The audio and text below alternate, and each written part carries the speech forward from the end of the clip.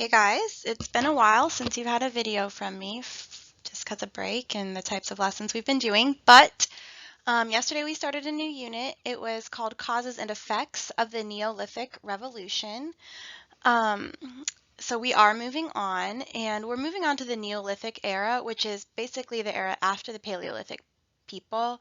So these people are a little farther advanced, a little less caveman-y like. And we're going to see what caused their revolution and what effects did that revolution have on their life and the rest of the world. So yesterday we kind of like did a general overview of it. Today we're going to look more specifically at the causes of the Neolithic Revolution, and this lesson is actually 2 days. So today you will work on this little video and you'll start a project, and then tomorrow you'll kind of finish the project. For your bell work, it says, after learning yesterday that food production started in specific food centers, right, so certain parts of the world, what do you think caused food production to spread to most other areas of the world, since we have farms all over now? So what made it capable, or what made us able to spread food production or have food production in other parts of the world where it wasn't biogeographic luck, like we talked about yesterday, right? So take a moment to pause the video and answer that question.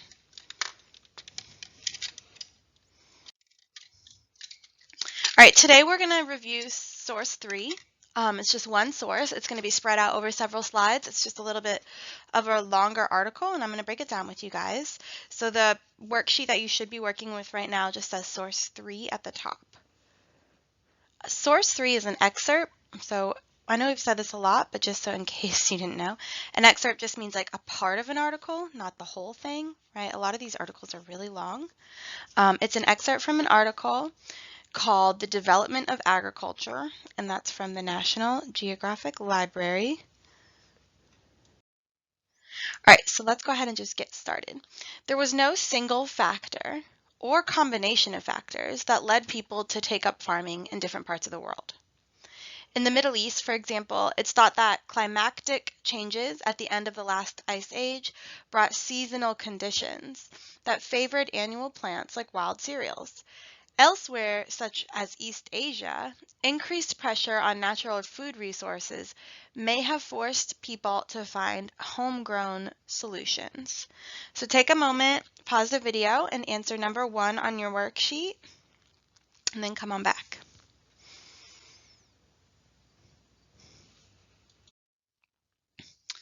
All right, so we're still on source 3. We're continuing. The little subheading of this section of the article is called Plant Domestication. It says the wild progenitors, and progenitor is a person or a thing from which a person, animal, or plant is descended or originated from. So basically like an ancestor or parent, but it can be applied to plants, right?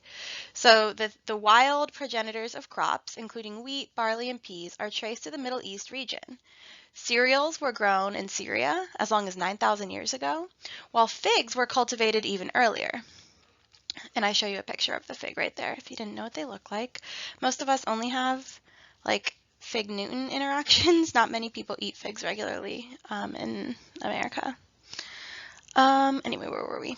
Prehistoric seedless fruits discovered in the Jordan Valley suggest fig trees were being planted 11,300 years ago. Though the transition from wild harvesting was gradual, meaning they didn't just wake up and they're like, you know what, one day we're just going to start farming today, okay?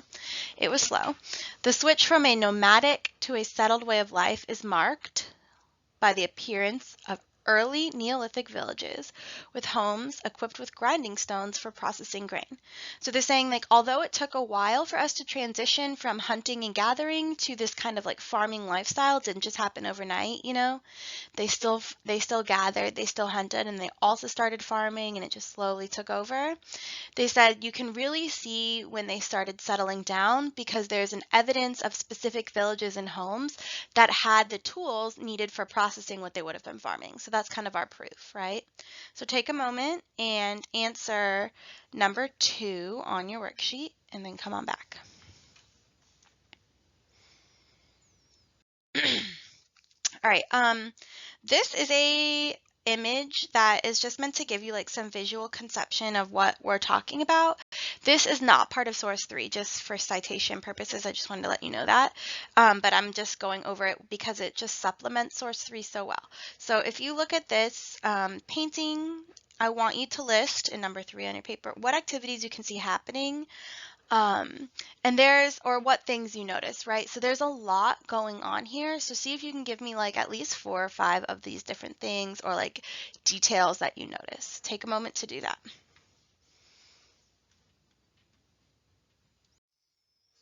All right, source 3 continued. The origins of rice and millet farming date to around 6000 BCE. The world's oldest known rice paddy fields, discovered in eastern China as recent as 2007, reveal evidence of ancient cultivation techniques such as flood and fire control. And before you go ahead and answer the question, this image is also supplementary, right? It wasn't included with source 3. I just added it so you guys have some visuals. But this is an image of ancient China, like Neolithic people cultivating crops. And if you look where it says slash and burn cultivation during the Neolithic age, it's pointing at like parts of the landscape that's being burned intentionally. So review this image and answer number 4. 6 also kind of goes with this slide, or really just this idea. Animal domestication and herding occurred thousands of years before plant domestication and farming. I'm giving you that fact. I'm telling you that. Answer A and B from number 6 with your own background knowledge and your kind of higher order thinking, right? And then come back and I'm going to go on to the project that we're going to start today and finish tomorrow. Okay, so you have instructions as an individual worker, since if you're watching this video, you're probably an e-learner. So you're going to use the other worksheet, the notes worksheet, to work through your documents. It says as a group, but it means as an individual. Sorry, I need to edit that. So at the top of it, it says Causes of the Neolithic Revolution Group Assignment. Yours might say individual assignment. Yours should say individual assignment, but it has a table on it, right? You're going to read through the documents that I provide for you and use this notes worksheet to kind of take notes on them, right? So what reasons does the document say led to domesticated plants? And you'll have 3 documents, right? So each one has different reasons. What reason or reasons does this document say led to domesticated animals? And then in the 3rd column, you're going to give me quotes or evidence that you could use on your flyer that you're going to make, right? So you're going to design a flyer that will inform people, really just me because you're not presenting it since you're an e-learner, of your top 2 reasons people started domesticating plants and 1 reason they domesticated animals. No more, no less. So I want 2 reasons they domesticated plants, not 1, not 3, just 2, and 1 reason they domesticated animals at the end of the day, right? On your worksheet, you're going to put as many as the document gives you. On your flyer, you're going to pick. Okay, so at the end of the day, your flyer will have the 2 reasons for domesticating plants, 1 reason they domesticated animals. You need to have evidence from the text, so that's where your like document notes will come in handy because you'll have quotes or evidence already jotted down for yourself.